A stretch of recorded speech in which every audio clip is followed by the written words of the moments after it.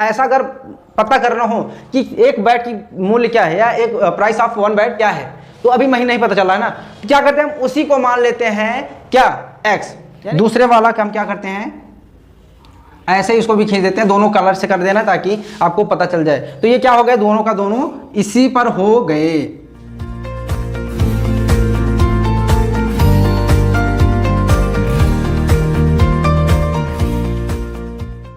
तो फ्रेंड्स आज की क्लास में हम लोग पढ़ने वाले हैं एक्सरसाइज 3.1 का दूसरा क्वेश्चन। पहला क्वेश्चन हम लोगों ने इसके पहले वाले क्लास में कर लिया है, जिन्होंने नहीं देखा है जाकर के देख लीजिएगा। तो चलिए अभी क्वेश्चन को पढ़ते हैं और सॉल्व करते हैं। तो यहाँ पर आपका क्वेश्चन नंबर 2 है, वो है कि the coach of a cricket team buys 3 bats and 6 balls, यानी कि एक और आगे भी क्या है इसको पढ़ लेते हैं, फॉर ₹3900। ठीक है, तो इसमें कह रहा है कि एक कोच है एक क्रिकेट के, जिन्होंने 3 बैट और 6 बॉल खरीदे कितने रुपए में, 3900 रुपए में। और आगे कह रहा है कि लेटर यानी कि बाद में, he buys another bat and 2 more balls of the same kinds of for ₹1300, यानी कि बाद में उन्होंने क्या किया कि एक बैट और 2 बॉल उसी तरीके से, मतलब जिस तरीके से पहले खरीदा था उसी एकदम जैसे क्या हुआ उन्होंने खरीदा, और कितने रुपए में, ₹1300 यानी कि 1300 रुपए में उन्होंने खरीदा। तो अभी इसको क्या करना है कि represent this situation algebraically and graphically. तो यानी कि इसको क्या करना है अभी, अलजेब्रिकली और ग्राफिकली रिप्रेजेंट करना है। तो ठीक है, तो सबसे पहले इसमें कैसे पता चलेगा कि हम एक्स और वाई किस किस को माने। तो यहां पर एक चीज देखो कि बैट और किसकी बात हो रही है, बॉल की।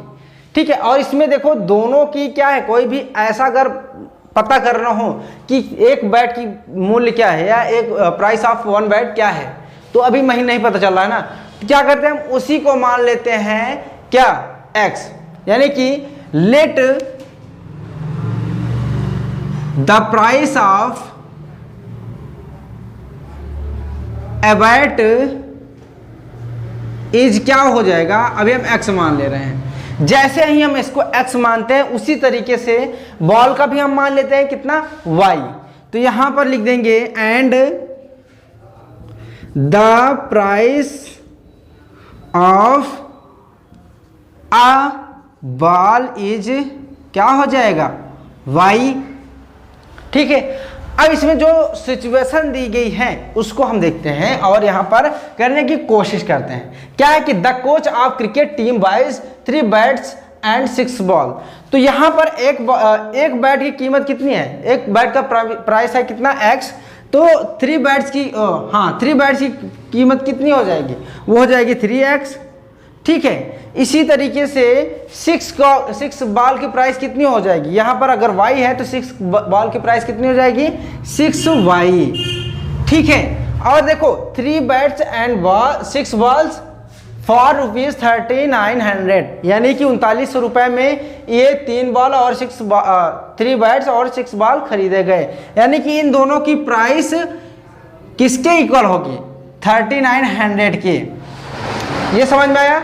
ठीक है, तो ये इसको हम मान लेते हैं पहला इक्वेशन, ये हो गया आपका पहला इक्वेशन। तो ये आपका पहला, अभी देखते हैं दूसरा, अभी उसको बाद देखते हैं later he buys another bat and 2 more balls of the same kinds of for ₹1300। तो इसमें अनदर बैट कह रहा है, यानी कि एक बैट की प्राइस कितनी है, x है, और 2 मोर बॉल्स यानी 2 बॉल्स की प्राइस क्या हो जाएगी, 2y। तो यहां पर हम x लिखते हैं 1 बैट की प्राइस, और 2y लिखते हैं 2 बॉल की प्राइस। और इन दोनों का अगर हम सम करेंगे, यानी कि इन दोनों की प्राइस किसके इक्वल है, 1300। ठीक है, तो ये हो गया आपका सेकेंड इक्वेशन। तो ये हमने क्या किया, अलजेब्रिकली इसको रिप्रेजेंट कर दिया है। अब हमको क्या करना है, ग्राफ में रिप्रेजेंट करना है। अब यहां पर एक चीज आपको ध्यान देनी है कि जो ग्राफ में होता है वो कैसे पॉइंट्स लिख सकते हैं हम लोग। कभी कभी आपने देखा होगा यहाँ 1 2 3 4 5 लिखा रहता है, कभी कभी 10 20, 13, 30, 40 इस तरीके से लिखा रहता है। और यहाँ पर मैंने लिखा देखो 100, 200, 1300, 400, 1500 सॉरी 500। तो इस तरीके से क्या किया है हम लोगों ने करा है। इसको क्यों करते हैं, तो यहाँ पर हम देखते हैं इसलिए करते हैं। इसमें देखिए क्या है, एक 100 का जैसा लग रहा है ना कि इसमें 100 का होना चाहिए, इसीलिए हमने यहाँ पर 100 वाला पॉइंट रखा हुआ है, 100 का गैप करके। ऐसे ही आपको सोचना पड़ेगा, ऐसा नहीं है कि आपको दिया रहेगा, ठीक है। तो ये सारी चीज़ें आपको खुद से सोचनी पड़ेगी। फिलहाल तो अभी हम चलते हैं, इसको इनके पॉइंट्स निकालते हैं कि रिप्रेजेंट कैसे कैसे हम करेंगे, कौन से पॉइंट्स आएंगे। तो पॉइंट्स निकालने के लिए क्या करेंगे, एक्स वाई की वैल्यू निकालेंगे। तो यहाँ पर हम क्या करते हैं, क्या हो जाएगा, x की वैल्यू हम रखते हैं पहले यहाँ पर x और y। तो y की वैल्यू हम कुछ रखेंगे यहाँ पर, चलिए y की वैल्यू हम रख देते हैं यहाँ पर 600। कितना, 600। ये मतलब अपने आप से मान लेता हूँ, आप भी ऐसे कुछ भी मान सकते हैं, बट ये देखना है कि एक ग्राफ से ज़्यादा बड़ा ना होना पाए, सही रहेगा। बट ये एक डिफिकल्टीज आएंगी करने में, ठीक है। तो यहाँ पर हम इसको सॉल्व करके देखते हैं यहाँ थोड़ा सा। तो 3x हो जाएगा प्लस 6, अभी अगर हम इसके जगह पर क्या मानना है 600, ठीक है। तो यहाँ पर हो जाएगा आपका 6 × 600 और 3900 तो रहेगा ही, और 3x plus 6 6 36 00 is equal to 3900। Okay, 3x is equal to हो जाएगा 3900 माइनस का 3600। ओके, तो यहाँ पर आएगा three x is equal to कितना 300 और x इज इक्वल टू आ जाएगा 100। तो यहाँ पर अभी हमने y की वैल्यू मानी 600, तो आएगी इसकी वैल्यू 100। ओके, अब हम इसी को मान लेते हैं 500। किसको, y की वैल्यू हम 500 मान लेते हैं। अभी इसकी बात कर रहे हैं, इस वाले इक्वेशन की नहीं, ठीक है। तो यहाँ पर अगर हम 500 रखते हैं तो यहाँ पर हम सॉल्व करके इसको भी देख लेते हैं। 3x plus 6 into 500 is equal to 3900। 3x plus 6 5 जा कितना होगा 30, ये हो गया आपका इज इक्वल टू 3900। 3x अभी इस 30 इधर जाएगा तो क्या हो जाएगा 3900 माइनस का 3000। अभी इसको माइनस करेंगे तो कितना आएगा, बताइए बताइए, ये आएगा आपका 900। ओके, और यहाँ पर x की वैल्यू आ जाएगी 3 3 9 यानी कि 300। तो यहाँ पर आ गया 300 इसकी वैल्यू, कब, जब हमने y की वैल्यू रखा 500। तो ये वाले पॉइंट्स तो आ गए। अभी हमको इन वालों का भी पॉइंट्स निकालना है, तो ऐसे इसी तरीके से इसको भी कर देते हैं। पहले हम क्या करते हैं, एक ब्लॉक बनाते हैं, ब्लॉक्स। तो अभी हम क्या करते हैं, ब्लॉक्स बनाते हैं, उसी में रखेंगे इन लोगों को ताकि भागने ना पाए, ठीक है। यहां पर ऐसे लाइन खींच देते हैं। चलिए, तो यहां पर देखिए, अब यहां पर x की वैल्यू हम क्या, सॉरी y की वैल्यू हम कुछ x की वैल्यू पहले मान सकते हैं। ऐसा नहीं है कि मैं y की वैल्यू पहले मान रहा हूं, तो कुछ भी आप भी मान सकते हैं। तो यहां पर मैं y की वैल्यू क्या मान लूंगा, जो कि जो देखो हम क्या कौन सी वैल्यू मानेंगे, जो कि वैल्यू रखने पर कम से कम वैल्यू है, ताकि इसको हम आराम से सॉल्व कर सकें। तो ऐसी कौन सी वैल्यू हम रखें यहाँ पर, तो क्या करते हैं, y की वैल्यू हम 600 रखेंगे।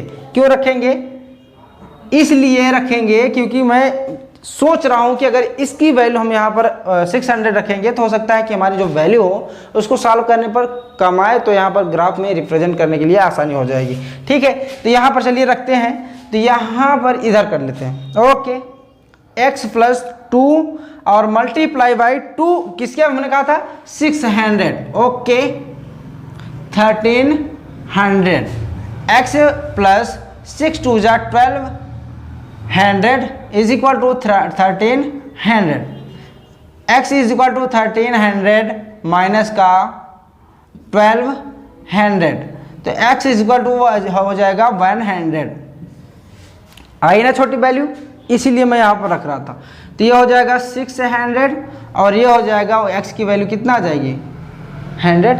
अब इसी तरीके से इसमें भी हम क्या करते हैं 500 रख के देख लेते हैं, ठीक। तो 500 रखेंगे तो इसकी वैल्यू x की वैल्यू आएगी 30, 300 आएगा। ठीक है, चलो फिर भी हम सॉल्व करके देख लेते हैं इसको। यहाँ पर देखिए आप लोग, x plus 2 into 500 is equal to 1300, x is equal to, नहीं सॉरी, x प्लस 5 2 हो जाएगा 1000 यानी कि 1000 is equal to 1300, x is equal to 1300 minus क्या हो जाएगा 1000। अभी इसको माइनस करेंगे तो क्या आ जाएगा, x इज इक्वल टू 300। आई बात समझ में? तो हमने क्या रखा था, y की वैल्यू 500, तो यहाँ पर हम 500 इसको लिख लेते हैं और इसकी x की वैल्यू आ जाएगी 300।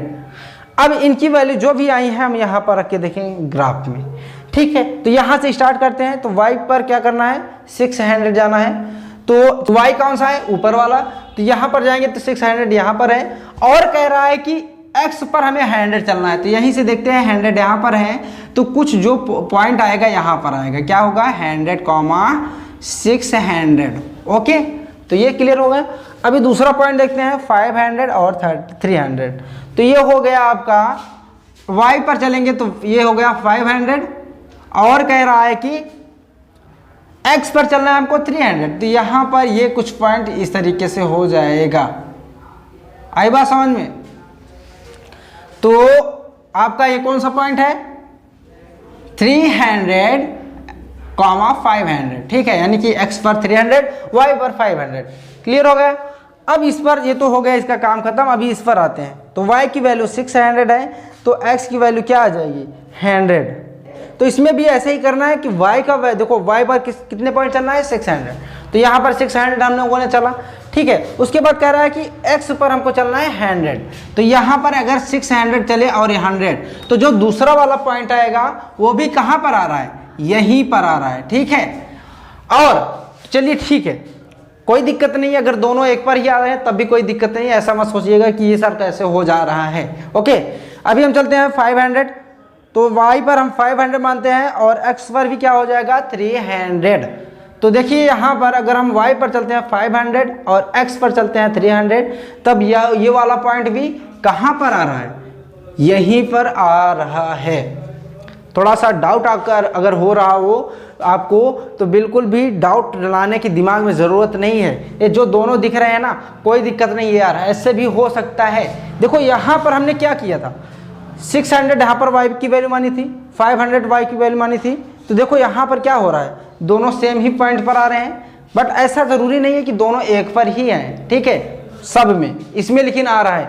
अगर यहाँ पर मैं y की वैल्यू कुछ और मान लेता, तभी ये इसी पर से जाता, चाहे कहीं और लाइन, इसके पॉइंट कहीं और मिलते, दोनों एक से ही ओवरलैप करते। ठीक है, तो क्या करेंगे, अभी दोनों का हम एक लाइन खींच देते हैं। पहले वाला ये हो गया। ठीक है, दूसरे वाला का हम क्या करते हैं, ऐसे ही उसको भी खींच देते हैं। दोनों कलर से कर देना ताकि आपको पता चल जाए। तो ये क्या हो गया, दोनों का दोनों इसी पर हो गए। अब ऐसा क्यों हो रहा है मैं थोड़ा सा बता देता हूं मेरे फ्रेंड्स, कि यहाँ पर देखिए जो दोनों इक्वेशन दिख रहे हैं ना, इसमें क्या, सिर्फ अगर इसमें अगर आप मल्टीप्लाई कर दें 3 से, तो यही इक्वेशन बन जाएगा। ठीक है, चाहे देख लीजिए आप 3 का मल्टीप्लाई करेंगे तो यहाँ पर 3x हो जाएगा, 3 से यहाँ पर भी होगा तो 3 2 जा 6y हो जाएगा, 3 से यहाँ पर होगा 13 3 जा 39 हो जाएगा। इसीलिए ये ओवरलैप कर रहे हैं एक दूसरे के ऊपर। आई बात समझ में? तो अभी भी कोई डाउट्स हो तो यार कमेंट सेक्शन में पूछ सकते हो। वैसे कोई डाउट अभी नहीं होगा आपको, मैंने बता दिया ना कि ये क्यों ऐसा हो रहा है। ओके, तो अभी एक क्वेश्चन आपका बचा हुआ है, तो उसको हम करेंगे नेक्स्ट क्लास में। फिलहाल तो अगर इससे कोई भी संबंधित आपको अगर इससे संबंधित आपको कोई भी डाउट है यार, तो आप बिल्कुल बेझिझक आप कमेंट सेक्शन में पूछिए, उसका रिप्लाई हम जल्द से जल्द करेंगे। ठीक है ना फ्रेंड्स, तो अब हम मिलेंगे नेक्स्ट वीडियो में। तब तक के लिए bye bye and take care.